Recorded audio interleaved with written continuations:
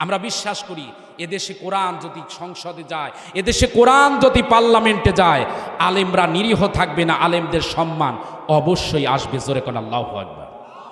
ভয়ের কোনো কারণ নাই। ইসলাম কায়েম হলে, ইসলাম প্রতিষ্ঠিত হলে কেউ নিরীহ থাকবে না, কেউ বৈষম্য শিকার হবে না, বরং দেশ শান্তিতেই চলবে।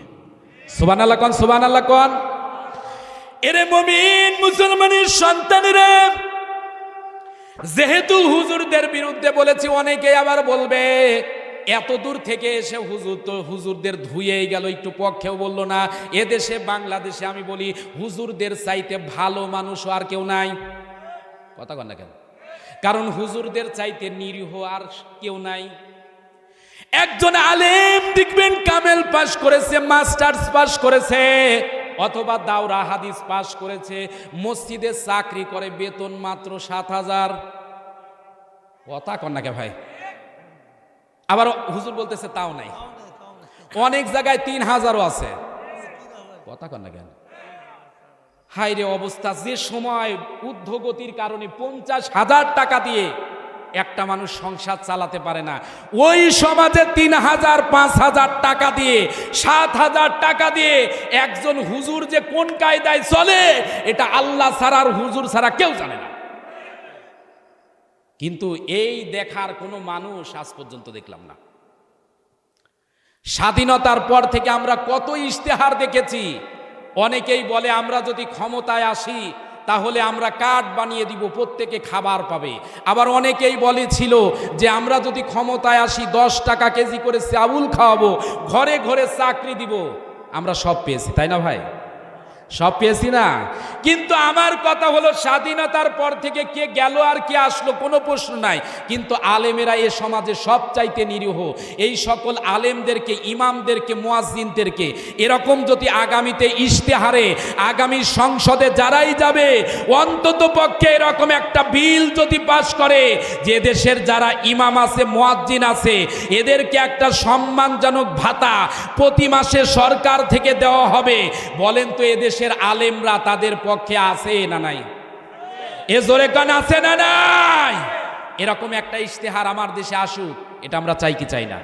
কারণ আমার দেশে আলেমেরা সব চাইতে নিরীহ, কিন্তু আমাদের আলেমদের পক্ষে কথা বলার মানুষ পাওয়া যাচ্ছে।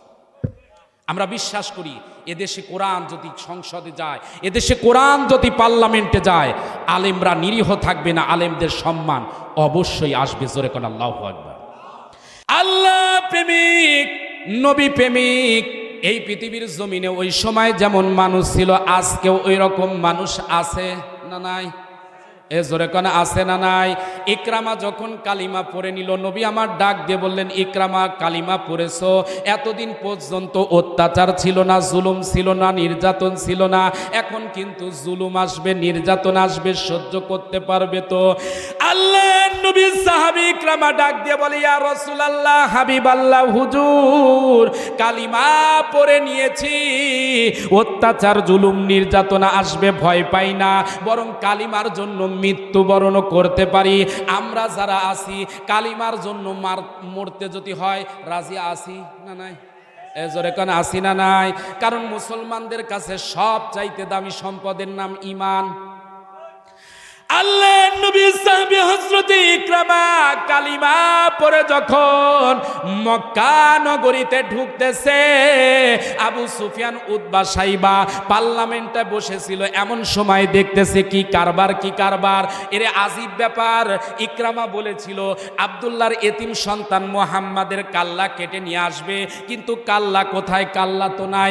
ইকরামার হাতে তো খালি দেখা যায়। ইকরামাকে ডাক দিয়ে বলে, ইকরামা রে, কাল্লা কাটতে গিয়েছিলে, নবী মুহাম্মাদের কাল্লা কই?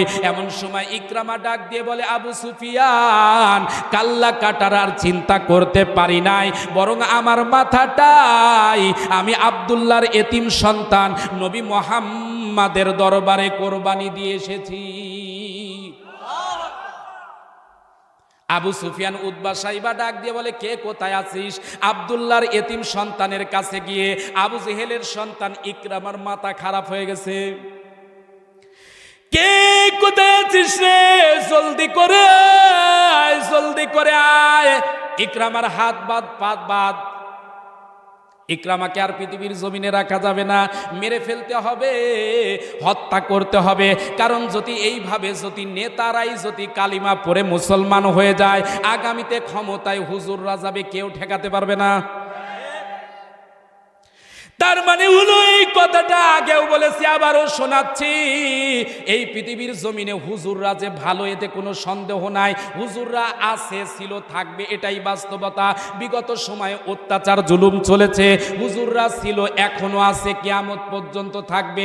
কিন্তু যারা ইসলাম বিদ্বেষী, এরা হুজুরদের দেখতেই পারে না, একটাই কারণ, হুজুররা যে আদর্শ লালন করে, হুজুররা যেভাবে ইসলামের কথা বলে, হুজুররা যেভাবে মসজিদগুলো সুন্দর করে সাজায়, হুজুররা যেভাবে মসজিদটাকে সুন্দর করে ঢেলে সাজিয়েছে, এইভাবে যদি দেশটারে সাজাতে পারে, তাহলে আমরা যে দুর্নীতি করে খাই, আমরা যে চুরি করে খাই, আমাদের চুরি করা থাকবে না, মামু বাড়ি টাকা পাচার করা হবে না, ওরে দিল্লি যাওয়া হবে না। যার কারণেই দেখবেন কিছু মানুষ জেনে বুঝে শুধুমাত্র হুজুরদের বিরোধিতা করে। তার মানে হলো এই চেয়ারে ফেরাউন, নমরুদ, হামান, কারুন ছিল, ওরাও জানতো যে ওই সময় মুসা নবীর চাইতে ভালো মানুষ পৃথিবীর জমিনে নাই। কথা বলেন না কেন? নমরুদ জানতো ইব্রাহিম নবীর চাইতে ভালো মানুষ আর হয় না, হবে না। ইয়াহুদিরা জানতো জাকারিয়া নবীর চাইতে ভালো মানুষ এ পৃথিবীতে নাই আর হবে না। তারপরেও তারা জেনে বুঝে বিরোধিতা করেছে একটা মাত্র কারণে, তারা জানতো নবীরা যে কায়দায় চলতেছে, যে আদর্শ বাস্তবায়নের চেষ্টা চালাচ্ছে, যদি এই বাস্তবায়ন জাতি বুঝে ফেলে, তাহলে পৃথিবীর জমিনে ইসলাম প্রতিষ্ঠিত হবে, আমাদের দুর্নীতিবাজদের সমাজ থাকবে না।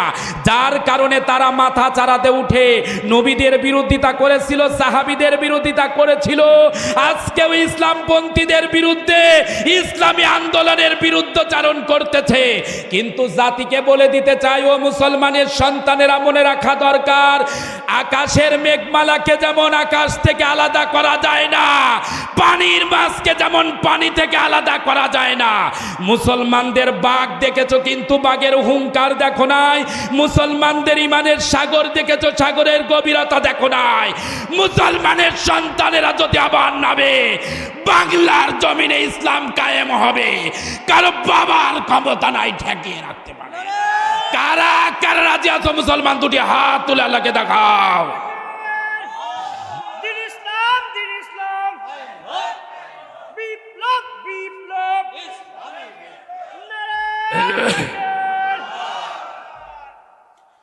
এরে মুমিন মুসলমানের সন্তানেরা, ইকরামার যখন হাত পা বেঁধে টার্গেট নিয়েছে, মেরে ফেলে দিব আর বাঁচতেই দিব না, এই টার্গেট নিয়ে যখন ইকরামাকে নিয়ে যাচ্ছে, ইকরামার মনে ভরসা কার উপর?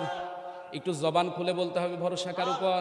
মুমিনেরা কারো মানুষের উপর ভরসা করে না, একমাত্র ভরসা কার উপরে? আল্লাহর উপর ভরসা করে মুতাওয়াজ্জু হয়ে বলতেছে, আল্লাহ, এতদিন পর্যন্ত ইসলাম বিদ্বেষী ছিল, কেউ মারে নাই, কেউ খারাপ কথা বলে নাই, সম্মানের চেয়ার আগিয়ে দিয়েছে, আজকে কালিমা পড়ার কারণে বুঝি মারা যাব। ও আল্লাহ, মরে যাব গো, কোনো ব্যথা নাই, তবে কালিমা নিয়ে যেন মরতে পারি। আল্লাহ তুমি ব্যবস্থা করো। ব্যবস্থা করবেন কে? ইকরামাকে একটা বিশাল বড় পাহাড়ের উপর নিয়ে টার্গেট নিয়েছে, পাহাড় থেকে ফেলে দিব। পাহাড় থেকে ফেলে দেওয়ার কারণে ইকরামা মারা যাবে। যদিও মারা না যায়, ইকরামা যে সাগরের ভিতরে পড়বে, সাগরের মৎস্যকুল, সাগরের যে সকল প্রাণী আছে, যাতে ইকরামাকে ছিঁড়ে ছিঁড়ে খেয়ে ফেলে দেয়, এই টার্গেট নিয়ে ইকরামাকে বিশাল সাগরের ভিতরে যখন ফেলে দেয়, ইকরামা দুই চোখের পানি ফেলে দিয়ে কান্দে আর ডাক দিয়ে বলে, আল্লাহ, আমাকে মেরে ফেলে দুঃখ, কোনো অসুবিধা নাই, আমি মারা যাই, কোনো অসুবিধা নাই, কিন্তু তোমার নবী যেন আমার খবরটা জানতে পারে, আমি কালিমা পড়েছি, আমি যেন বেঈমান না হয়ে যাই। আল্লাহর কাছে বলার কারণে আল্লাহ পাক যেন ফেরেশতার কাছে কথাটা পৌঁছিয়ে দেয়। ডাক দিয়ে বলে, ফেরেশতা রে, আমার ইকরামা পানির উপরে পড়ার পর ইকরামার শরীরে যেন আঘাত না লাগে, আমার ইকরামাকে কুদরতি কোলে করে একটা শুকনা জায়গায় নিরাপদ আশ্রয়ে পাঠিয়ে দে। ওই আল্লাহ আছে না নাই? এ জোরে বলেন, আছে না নাই? ওয়ালা তাহিনু ওয়ালা তাহজানু ওয়া আনতুমুল আ'লাউনা ইন কুনতুম মুমিনিন। এরে মুমিন মুসলমানের সন্তানেরা, ইকরামাকে যখন দরিয়ার ভিতরে পড়ার পরও ইকরামা যখন মারা যায়নি, ইকরামা হাঁটি হাঁটি পাক পাক করে যখন আবার দারুন নদওয়ার বৈঠকের কাছাকাছি চলে গেল, উতবা সাইবা এবার আবু সুফিয়ান তাকায় দেখে আজীব ব্যাপার, যে মানুষটার বাঁচার কোনো কথাই নাই। ওই মানুষটা বাঁচলো কে? বাঁচাবার মালিক কে? ইকরামা বলে, আমারে কেউ বাঁচায় নাই, আমারে বাঁচিয়েছে আল্লাহ। বলেন তো, এই পৃথিবীর জমিনে যারা ইসলামী দল করে, ইসলামপন্থী আছে, তাদের উপর অনেক জুলুম আসে, অনেক নির্যাতন আসে, ভরসা কার উপরে? এ জোরে কোন, ভরসা কার উপরে? এরই মুমিন মুসলমানের সন্তানেরা যদি ধৈর্য থাকে, ইসলামী আন্দোলনের একজন আল্লাহর ওলির একটু কথা শোনাতে চাই। রাগ করবেন ভাই? রাগ করতেছেন? কারা কারা রাগ করতেছেন একটু হাত তোলেন তো দেখি। বলবো আল্লাহর প্রিয় ওলি বান্দা এমন একজন ছিল মিশরের জমিনে, নাম হচ্ছে আল্লাহর ওলি সাইয়েদ কুতুব। মানুষ হিসেবে ভালো না খারাপ? এই জোরে কোন, ভালো না খারাপ? অনেক ভালো মানুষ। ইসলামী আন্দোলন যারা করে তারা জানে, অথবা যারা আলেমা আছে তারা জানে, যে মানুষটা জেলখানায় বসেই তাফসিরে ফি জিলালিল কোরআন লিখেছেন। এত বড় একজন আলেম, আল্লাহর প্রিয় বান্দার একটা মাত্র দোষ, একটা মাত্র অপরাধের কারণে ওই সময়কার ক্ষমতাধর প্রেসিডেন্ট জামাল নাসের তাকে ফাঁসির কাস্টে নেওয়ার সিদ্ধান্ত নিয়েছিলেন, জেলখানায় বন্দি করার সিদ্ধান্ত নিয়েছিলেন। একটা মাত্র কারণ, আল্লাহর ওলি সাইয়েদ কুতুব শহীদ রহমাতুল্লাহ আলাইহি বলেছিলেন, জমিন যেহেতু আল্লাহর, হুকুম চলবে আল্লাহর। এই পৃথিবীর জমিনে যারা আল্লাহর হুকুম কায়েম করতে চায়, ইসলামের যারা কথা বলতে চায়, বলেন তো সাইয়েদ কুতুবের সাথে এদেরও বিপদ ওই কায়দায় মেলে কি মেলে না? সাইয়েদ কুতুবকে জেলখানার ভিতরে যখন নেওয়া হয়, সাইয়েদ কুতুব ওই সময় অসুস্থ ছিল, কয়েকবার সেন্সলেস হয়ে গেছে, কিন্তু জালেমদের মনে একটা বেড়ার জন্য তার প্রতি সহানুভূতি আসে নাই।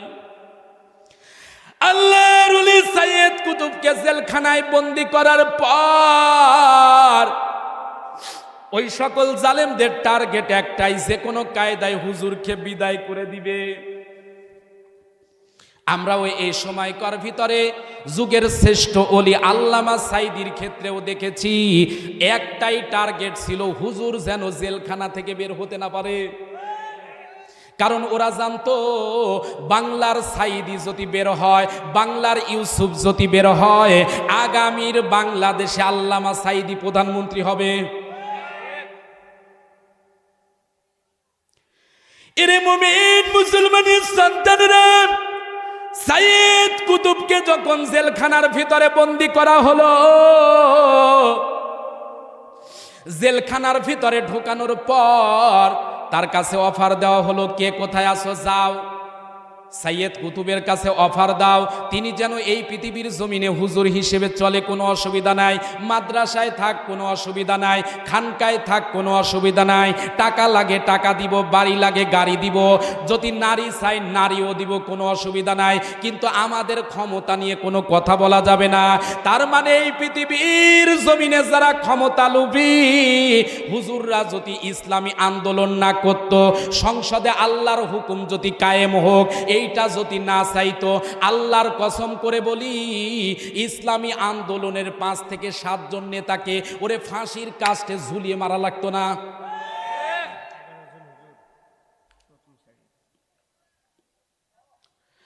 মুমিন তো কখনো মাথা নত করে না, হোক না সে বন্দী কারাগারে।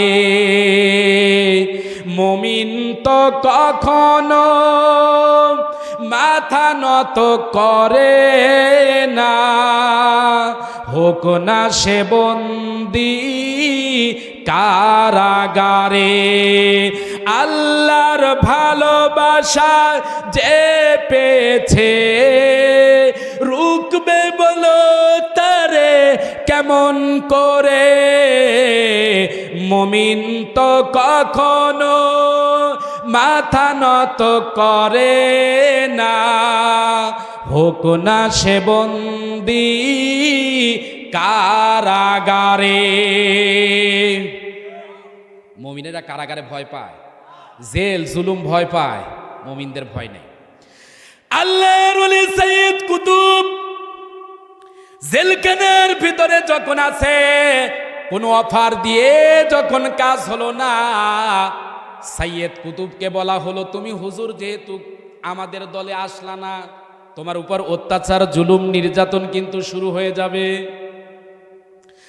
আল্লাহর ওলি সাইয়্যিদ কুতুব বললেন, একমাত্র আল্লাহর প্রতি ঈমান এনেছি, ওই আল্লাহর উপরই ঈমান রাখবো, প্রয়োজনে জীবন দিব, শহীদ হব, কিন্তু বাতিলের কাছে মুমিন কোনোদিন আতাত করতে পারে না। সুবহানাল্লাহ বলবেন না? সুবহানাল্লাহ বলবেন না? আল্লাহর ওলি সাইয়্যিদ কুতুব যেই জেলখানার সেলের ভিতরে ছিলেন, ওই ছোট্ট একটা সেলের ভিতরে একটা হিংস্র কুকুরকে ঢুকিয়ে দেওয়া হলো। হিংস্র কুকুরকে ঢুকিয়ে দেওয়ার পর আল্লাহর ওলি সাইয়্যিদ কুতুবকে যেন ছিন্ন ভিন্ন করে ফেলে। কারণ এই কুকুরটা ছিল এমন একটা অমানবিক কুকুর, যে কুকুরটা মানুষের গোশত রক্ত পছন্দ করত। এমন একটি কুকুর ওই সেলের ভিতরে ঢুকিয়ে দিয়ে জামাল নাসের এবং তার গোন্ডা বাহিনী, প্রশাসন বাহিনী দাঁড়িয়ে দেখতেছে কি হয় কি হয়। 1 ঘন্টা চলে যায়, কিছু সময় চলে যায়, কোনো আওয়াজ পাওয়া যায় না। জামাল নাসের ডাক দিয়ে বলে, যা যা জলদি করে যা, দেখ তো হুজুরের সাথে কুকুরটা কি আচরণ করে। জেলের যিনি জেলার ছিলেন, ওই মানুষটা এসে দেখে কি আজীব ব্যাপার, যে কুকুরটা গোশত পাইলে পাগল হয়ে যায়, মানুষের গোশত পাইলে তো কথাই নাই, কিন্তু আজকে জেলখানার ভিতরে কুকুরটা লাফালাফি করে না, জেলখানার ভিতরে কুকুরটা উচ্ছৃঙ্খলতা করে না, বরং কুকুরটাকে দেখতেছে একটা জায়গার ভিতরে বসে আছে। আর সাইয়্যিদ কুতুব যেন ওই মুহূর্তে আমার আল্লাহর ধ্যানে মুরাকাবার হালতে আছে। আল্লাহর বান্দা জেলার যে বলতেছে, স্যার কি বলবো কথা, হুজুরকে যেন দেখলাম 2 চোখের পানি দিয়ে দাড়িগুলো ভিজাইতেছে, টপ টপ টপ টপ করে ভিজাইতেছে। আর কুকুরটা যেন আজকের জন্য হুজুরকে পাহারা দেওয়ার ভূমিকা পালন করতেছে। তার মানে হাদিসের দিকে যদি তাকান, হাদিসের কুরসির যদি দিকে তাকান, নবীজি বলেছেন, মানলাহুল মাওলা ফালাহুল কুল। আপনি যদি বান্দা হয়ে আল্লাহর গোলাম হন, আমার আল্লাহ রব্বুল আলামিন গোটা জগতের মাখলুককে আমার আল্লাহ আপনার গোলাম বানায়া দিবে। এ ওই আল্লাহ আছে না নাই? তাহলে আমাদের ভয় পাওয়ার কারণ আছে, ভয় পাওয়ার কারণ আছে। আমি বিশ্বাস করি বাংলাদেশে আমরা অনেক শাসন দেখেছি, কথা কন না কে? স্বাধীনতার পর থেকে 50 বছরের ঊর্ধ্বে অনেক শাসন দেখেছি, কিন্তু আমরা কোরআনের শাসন দেখি নাই। কোরআন দ্বারা বাংলাদেশ পরিচালিত হচ্ছে, কোরআন দ্বারা সমাজ রাষ্ট্র পরিচালিত হচ্ছে, কোরআন দ্বারা ইসলাম দ্বারা পরিচালিত হচ্ছে।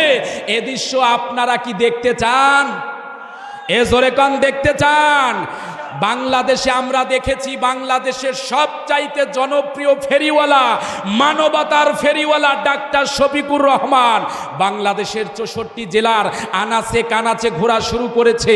তারই আঙিনায় আপনাদের এই বগুড়াতে 26 তারিখে আসতেছে, তাই তো? 26 তারিখে আসতেছে। আল্লাহ পাক চাইলে কোরআনের রাজ বাংলার জমিনে কায়েম হবে, কারো বাবার সন্তানের ক্ষমতা নাই ঠেকাতে পারে। কারণ সব দেখেছি কোরআন দ্বারা সমাজ কেমন হয়, সুন্দর হয় দেখি নাই। কোরআন দ্বারা দেখা দরকার আছে না নাই? এ জোরে কোন আছে না নাই? না জানি পর্দায় একেবারে ফরজ করে ফেলে, আমরা যে একটু উলঙ্গপনায় চলি, আমরা তো চলতে পারবো না। আবার অনেকেই মা বোনদেরকে ভয় দেখাচ্ছে, হুজুররা যদি ক্ষমতায় যায় তাহলে আফগানিস্তান দেশ হয়ে যাবে। কথা কন নাকি ভাই? আমি বলি ভাই ভয় নাই, কারণ এই কোরআনটা নাজিল করেছেন কে? এ জোরে বলতে হবে, নাজিল করেছেন কে? তাহলে মুসলমান বানিয়েছেন যে আল্লাহ, হিন্দু বানিয়েছেন সেই আল্লাহ। বিভিন্ন ধর্মের লোক আছেন, এই কোরআনের রাজ কায়েম হলে কেউ বৈষম্যর শিকার হবে না, বরং প্রত্যেকটি মানুষের ন্যায় বিচারের ইনসাফ প্রতিষ্ঠিত হবে, যার জ্বলন্ত প্রমাণ আমিরুল মুমিনিন খলিফাতুল মুসলিমিন হযরতে ওমর ফারুক। জোরে কোন সুবহানাল্লাহ। ভয়ের কোনো কারণ নাই। ইসলাম কায়েম হলে, ইসলাম প্রতিষ্ঠিত হলে কেউ নিরীহ থাকবে না, কেউ বৈষম্য শিকার হবে না, বরং দেশ শান্তিতেই চলবে। সুবহানাল্লাহ কোন, সুবহানাল্লাহ কোন। এরে মুমিন মুসলমানের সন্তানেরা, যেহেতু হুজুরদের বিরুদ্ধে বলেছি, অনেকে আবার বলবে এত দূর থেকে এসে হুজুর তো হুজুরদের ধুয়েই গেল, একটু পক্ষেও বললো না। এদেশে বাংলাদেশে আমি বলি হুজুরদের চাইতে ভালো মানুষও আর কেউ নাই। কথা কন না কেন? কারণ হুজুরদের চাইতে নিরীহ আর কেউ নাই। একজন আলেম দেখবেন কামেল পাশ করেছে, মাস্টার্স পাশ করেছে, অথবা দাওরা হাদিস পাশ করেছে, মসজিদে চাকরি করে, বেতন মাত্র 7,000। কথা কন না কে ভাই? আবার হুজুর বলতেছে তাও নাই, অনেক জায়গায় 3,000ও আছে। কথা কন না কেন? হাইরে অবস্থা! যে সময় ঊর্ধ্বগতির কারণে 50,000 টাকা দিয়ে একটা মানুষ সংসার চালাতে পারে না, ওই সমাজে 3,000 5,000 টাকা দিয়ে, 7,000 টাকা দিয়ে একজন হুজুর যে কোন কায়দায় চলে, এটা আল্লাহ ছাড়া আর হুজুর ছাড়া কেউ জানে না। কিন্তু এই দেখার কোনো মানুষ আজ পর্যন্ত দেখলাম না। স্বাধীনতার পর থেকে আমরা কত ইশতেহার দেখেছি। অনেকেই বলে আমরা যদি ক্ষমতায় আসি তাহলে আমরা কার্ড বানিয়ে দিব, প্রত্যেকে খাবার পাবে। আবার অনেকেই বলেছিল যে আমরা যদি ক্ষমতায় আসি 10 টাকা কেজি করে চাউল খাওয়াবো, ঘরে ঘরে চাকরি দিব। আমরা সব পেয়েছি, তাই না ভাই? সব পেয়েছি না? কিন্তু আমার কথা হলো, স্বাধীনতার পর থেকে কে গেল আর কে আসলো কোনো প্রশ্ন নাই, কিন্তু আলেমেরা এ সমাজে সবচাইতে নিরীহ। এই সকল আলেমদেরকে, ইমামদেরকে, মুয়াজ্জিনদেরকে এরকম যদি আগামীতে ইশতেহারে, আগামী সংসদে যারাই যাবে, অন্তত পক্ষে এরকম একটা বিল যদি পাশ করে যে দেশের যারা ইমাম আছে, মুয়াজ্জিন আছে, এদেরকে একটা সম্মানজনক ভাতা প্রতি মাসে সরকার থেকে দেওয়া হবে, বলেন তো এদেশের আলেমরা তাদের পক্ষে আছে না নাই? এ জোরে কান আছে না নাই? এরকম একটা ইশতেহার আমার দেশে আসুক, এটা আমরা চাই কি চাই না? কারণ আমার দেশে আলেমেরা সব চাইতে নিরীহ, কিন্তু আমাদের আলেমদের পক্ষে কথা বলার মানুষ পাওয়া যাচ্ছে। আমরা বিশ্বাস করি এদেশে কোরআন যদি সংসদে যায়, এদেশে কোরআন যদি পার্লামেন্টে যায়, আলেমরা নিরীহ থাকবে না, আলেমদের সম্মান অবশ্যই আসবে। জোরে কোন আল্লাহু আকবার। এরে মুমিন মুসলমানের সন্তানেরা, সাইয়েদ কুতুব যখন জেলখানার ভিতরে আছে, শোনানো হলো তারে ফাঁসির কাস্টে ঝোলানো হবে। এই জন্য হুজুরের কাছে একজন আলেম পাঠানো হলো।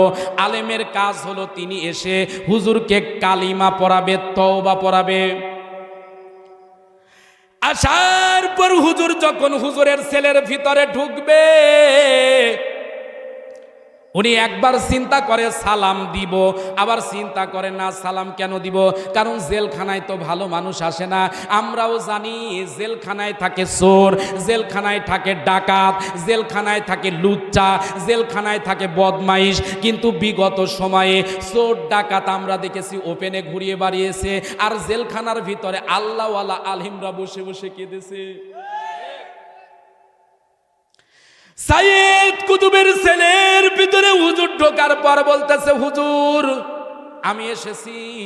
সাইয়েদ কুতুব বলে, ভাইজান আসলেন, কিন্তু বসতে দিব কই? বসতে দেওয়ার মতো তো জায়গা নাই, সামান্য জায়গা, কোনো পরিপাটি নাই, খাবারের কোনো ব্যবস্থা নাই, তবে আসছেন যেহেতু বসেন। আল্লাহর ওলি সৈয়দ কুতুবের সেলের ভিতরে বসার পর ডাক দিয়ে বলে, ভাই কেন আসলেন? বলে একটু তাওবা পড়াবার জন্য, কালিমা পড়াবার জন্য। বলেন এই কালিমা পড়ালে আপনার লাভ কি? বলে এই কালিমা পড়ালে আমার বেতন হয়, চাকরি টেকসই হয়, আমার যা সম্মানী আছে সম্মান বেড়ে যায়। এমন সময় সৈয়দ কুতুব ডাক দিয়ে বলে, ভাই আপনি কি জানেন আমার ফাঁসি কেন হয়? বলে না তো জানি না। আল্লাহর ওলি সৈয়দ কুতুব ডাক দিয়ে বলে, ভাই তাহলে শোনেন, এই কালিমার দাওয়াত দেওয়ার কারণে, কোরআনের তাফসীর করার কারণে আপনার সম্মান বাড়ে, বেতন বাড়ে, মর্যাদা বাড়ে, চাকরির পদ উন্নতি হয়। আর ওই কালিমার দাওয়াত দেওয়ার কারণে আমার জেল হয়, ওই কোরআনের ব্যাখ্যা লেখার কারণে আমার যাবজ্জীবন হয়, ওই কোরআনের ব্যাখ্যা লেখার কারণেই আমার ফাঁসির কাজটা শোনানো হয়। তার মানে আপনার কালিমা আর আমার কালিমা এক নয়। এক কালিমায় রুটি রুজি হয়, আর এক কালিমায় ফাঁসি হয়। বুঝে থাকলে বলুন তো, দুই কালিমার ভিতরে ডিফারেন্স, পার্থক্য আছে না নাই? আজকে কালিমার অবস্থা এমন হয়ে গেছে, কিছু আলেম আছি আমরা শুধু মজার ওয়াজ, মিষ্টি ওয়াজ করে যাচ্ছি, কিন্তু দিন কায়েমের কথা বলছি না। বাংলাদেশের 64 জেলায় বর্তমান সময়ে আলেমদেরকে বলবো, আর দ্বিধাদ্বন্দ্ব রেখেন না, আর পার্থক্য রেখেন না। কে আলিয়া, কে কওমিয়া, কে হানাফি, কে শাফি, কে মালিকি, কে গরম সুন্নি আর কে নরম সুন্নি, কে লম্বা টুপি, কে খাটো টুপি, আর পার্থক্য রেখেন না। এখনই আপনাদেরকে বলি, একটু মিল হন, আলেমরা ঐক্য হন। কারণ ঐক্য যদি না হন, আগামীতে জালেমেরা যদি এই দেশে আবার ক্ষমতায় আসে, দল মত নির্বিশেষে, কে আলিয়া, কে কওমিয়া, কে হানাফি, কে শাফি, বাঁচতে পারবেন না, বরং সেদিন সময় খুবই করুণ হয়ে যাবে। কিন্তু আমাদের আলেমদের ভিতরে এখনো অনেক সমস্যা। এক আলেম আর এক আলেমকে সহ্যই করতে পারি না। কথা কন নাকি ভাই? আলেমে আলেমে বিভেদ এখন, জালেমে জালেমে দোস্তি। আলেমে আলেমে বিভেদ এখন, জালেমে জালেমে দোস্তি। পথের ঠিকানা জানা নাই কারো, কে কোথায় পাবে স্বস্তি।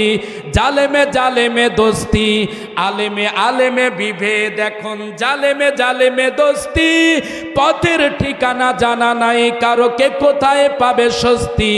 জালেমে জালেমে দোস্তি। আজকে জালেমেরা আলেমদেরকে মারার জন্য এক কাতার বদ্দি, কিন্তু আলেমেরা এখনো বিভিন্ন দলে ভাগ। কথা কন না কেন? আজকে আলিয়া কওমিয়া ভেদাভেদ হয়ে আছে।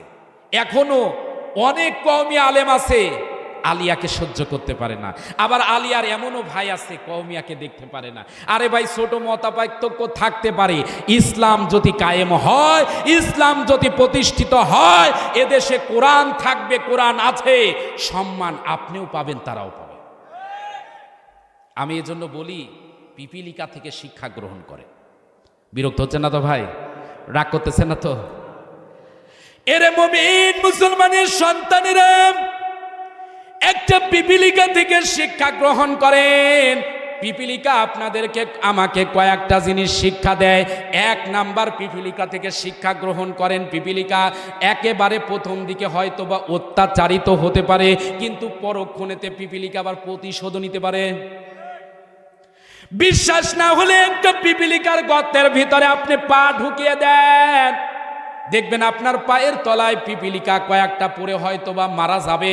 পরক্ষণেই দেখবেন বাকি পিপিলিকাগুলো বিদ্রোহ করে আপনাকে কামড়ায় প্রতিশোধ নেওয়ার জন্য প্রতিযোগিতা শুরু করবে। পিঁপড়া থেকে দ্বিতীয় শিক্ষাটা গ্রহণ করা দরকার বর্তমান জাতির জন্য। ও বগুড়ার মুসলমান, আপনাদের উদ্দেশ্য করে বলতেছি, যেহেতু গত বছরে বলেছিলাম বগুড়া জাগলেই বাংলাদেশ জাগবে। মনে আছে ভাই? এই একটা কথা বলার পরই ফোন আসা শুরু হয়েছিল।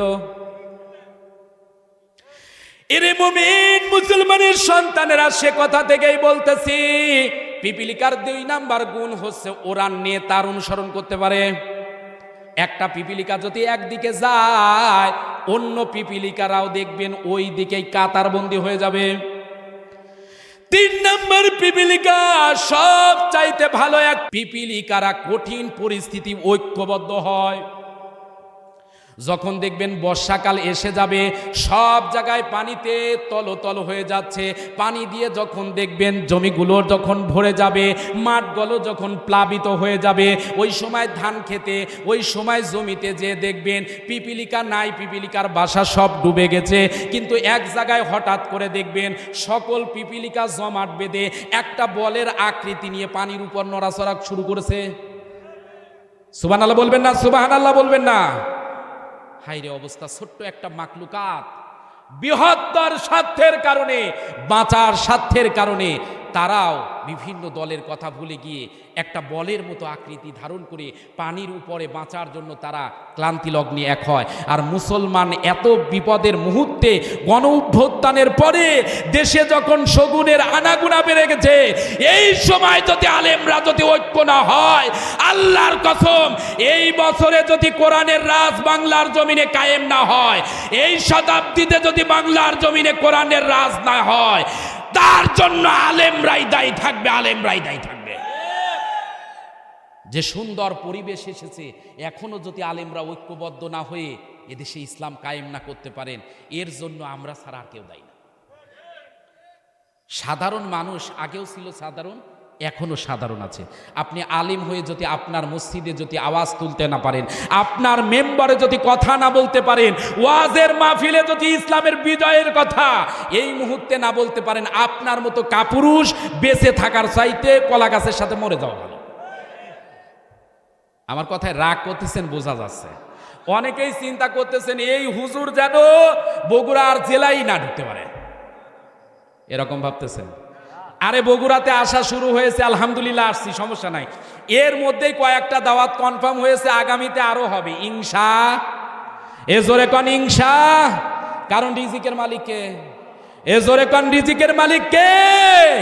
বিগত 15 বছরে যে সময় কথা বলা সময় ছিল না, বলা সম্ভব নয়, ওই সময় যদি বলেছে এখন বলার টাইম আছে, এ কথা কন না কেন?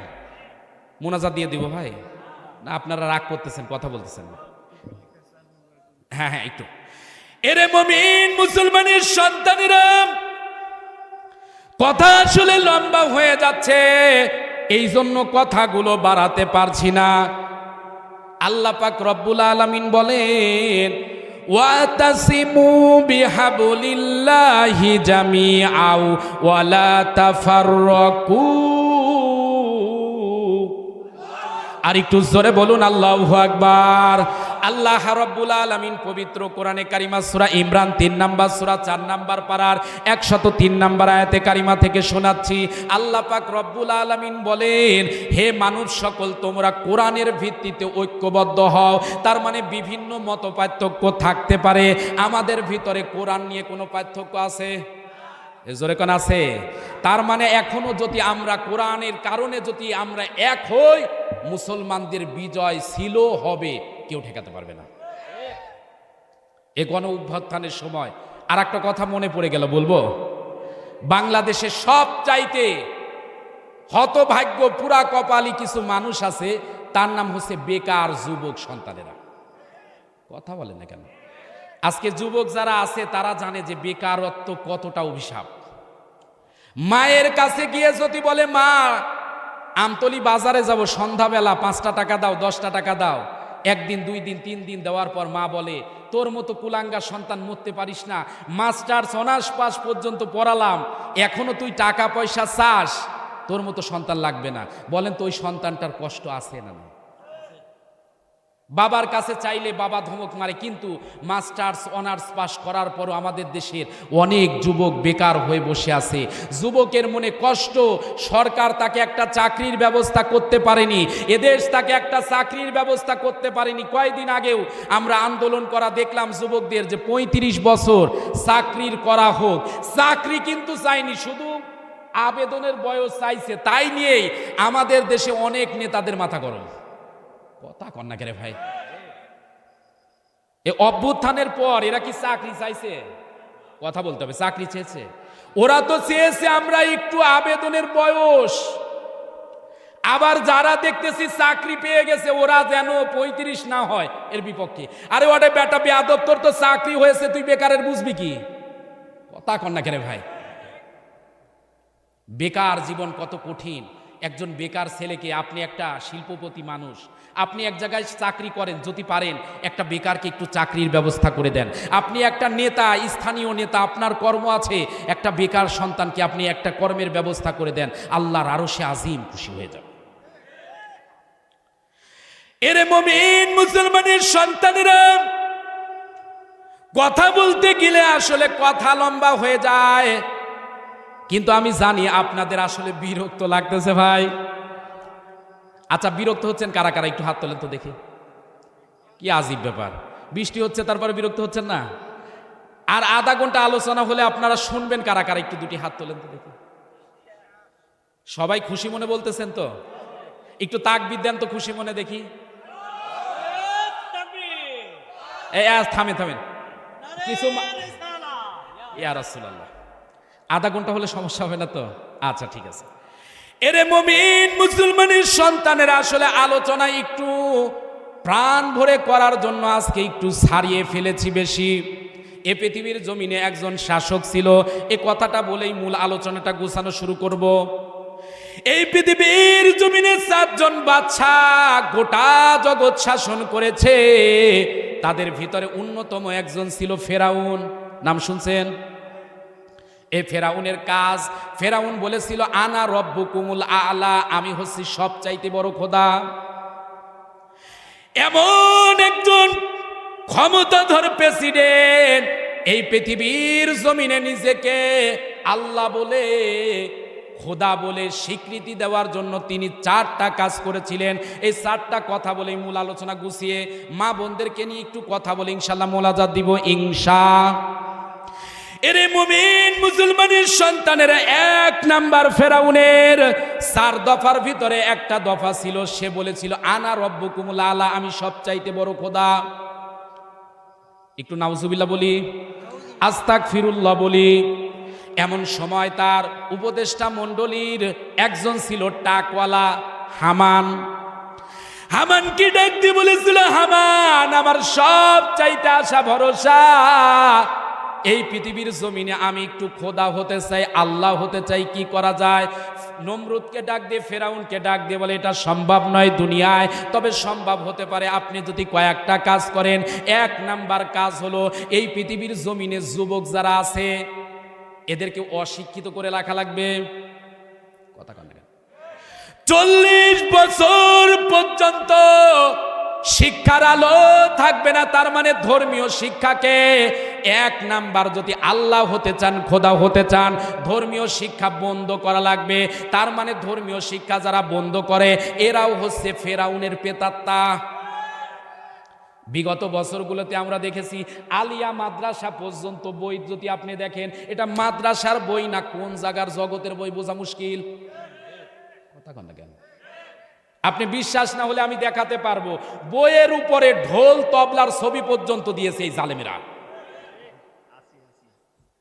আছে না? আছে না? তার মানে এরা চেয়েছিল ধর্মীয় শিক্ষা বন্ধ হয়ে যাক। আচ্ছা আচ্ছা, বুঝতে পারছি। 2 নাম্বার, হামান বলেছিল 40 বছর অপেক্ষা করা লাগবে। ফেরাউন ডাক দিয়ে বলল, নেতা কেন 40 বছর অপেক্ষা করা লাগবে? হামান ডাক দিয়ে বলে 40 বছর এই জন্যই অপেক্ষা করা লাগবে, এখন যারা শিক্ষিত 40 বছর পর এরা হবে বৃদ্ধ, আর ধর্মীয় শিক্ষা যখন থাকবে না ওই সময় 40 বছর পর যারা হবে যুবক, তারা তো আল্লাহর কোরআন ওহির বিধান জানবেই না। তার মানে আপনি যা বলবেন তাই হবে, আপনি বলবেন রব, তারাও বলবে রব, আপনি বলবেন খোদা, তারাও বলবে খোদা। এক কথায় আপনি জাতিকে যা শেখাবেন ওই জাতি তাই বুঝবে। এই জন্য 1 নাম্বার ধর্মীয় শিক্ষা বন্ধ, 2 নাম্বার 40 বছর অপেক্ষা করা লাগবে। এ মুসলমানের সন্তানেরা বুঝে থাকলে বলুন তো, এ সমাজে অনেকেই চেয়েছিল আল্লাহর বিধানের শিক্ষা বন্ধ করতে পেরেছে? এ জোরে কোন পেরেছে? এই জন্য আমি বলি, ওরা চেয়েছিল আমাদের পিতৃপুরুষের জন্ম ঠেকাতে কিন্তু পারে নাই। মূসা নবীকে তারা চেয়েছিল এই দেশ থেকে তাড়িয়ে দিতে পারে নাই।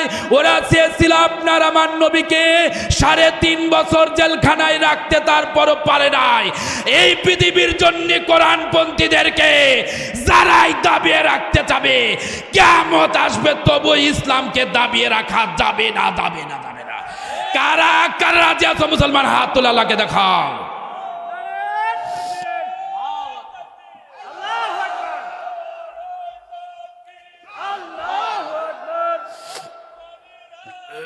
ঘরে ঘরে জালো আল্লাহর আলো হুশিয়ার সাবধান আল্লাহু আকবার। এরে মুমিন মুসলমানের সন্তানেরা, যে কথাটা বলতেছিলাম, ফেরাউন 4 দফা কর্মসূচি দিয়েছিল। 1 নাম্বার ধর্মীয় শিক্ষা বন্ধ, 2 নাম্বার 40 বছর অপেক্ষা, 3 নাম্বার তার দাবি ছিল ঘরে ঘরে মূর্তি দেওয়া লাগবে। কথা কথা ফেরাউনের টার্গেট ছিল ঘরে ঘরে মূর্তি। আমরাও দেখেছি বিগত সময়ে, ওরে কি কামেল মাদ্রাসার প্রিন্সিপাল, কি হুজুর, কি খেজুর, কি স্কুল, কি কলেজ, সব জায়গায় মাথার উপরে আব্বা দাঁড়িয়ে আছে। কথা কন না কেন? ওরে আব্বা না থাকলে তার চাকরি নাই। ওরে নিজের বাবার খবর নাই, কিন্তু বাবা যদি একটুখানি যে দেখেছে বাবার ছবিতে ময়লা, ওরে ওর অবস্থা খারাপ আছে।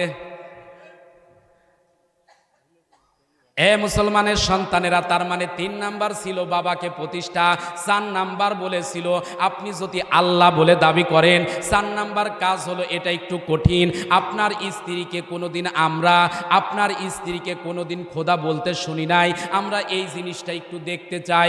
আপনার স্ত্রী আসিয়া যদি আপনার একটা বারের জন্য খোদা বলে স্বীকার করে, তাহলে আমরাও আপনাকে খোদা বলবো।